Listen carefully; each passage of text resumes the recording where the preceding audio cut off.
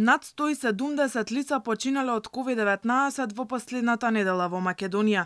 Се повеќе млади лица на возраст од 20 до 30 години ја губат битката со SARS-CoV-2, а меѓу починатите и една 15 годишна девојка.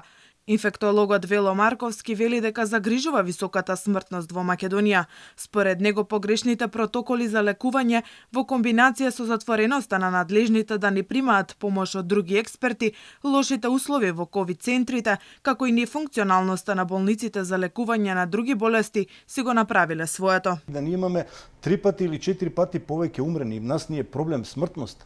Не, во таа анализа што излезе во последните 2 недели на 100.000, ние бевме убедливо, значи со над 16 на 100.000, Црна Гора беше некаде на половина и другите беа со некаков просек индекс од 2, од 1 и така натаму. Значи доктор, Израел е 0,7% смртност има. Значи кај нас не е проблем бројот, ние немаме многу случаи. Ама проблемот бидејќи регионот е тој, нас не е блиску и Србија, и Албанија, и Црна Гора. Тогаш зошто е проблемот во Македонија со смртност? Проблем е во лекувањето.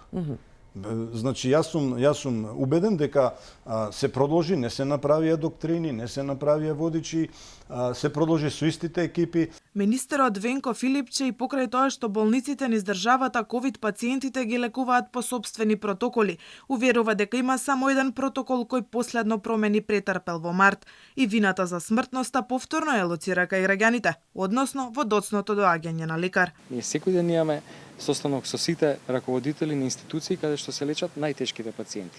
На ефективната клиника, на интерните клиники, на институтот за ТБЦ и во Козле. За жал се невакцинирани луѓе, за жал генерално многу касно доаѓаат пациенти. Тоа го констатиравме неколку пати наназад. Во таа смисла добро е што во овој момент има стагнација некако. Според Светската здравствена организација, Македонија е на врвот помеѓу земјите со висока смртност од COVID-19, заедно со Бугарија, Унгарија, Чешка и Босна и Херцеговина. Минатата недела е забележано зголемување на бројот на починати во регионот за 11%, а според прогнозите, уште 236.000 починати ќе има во Европа до 1 декември.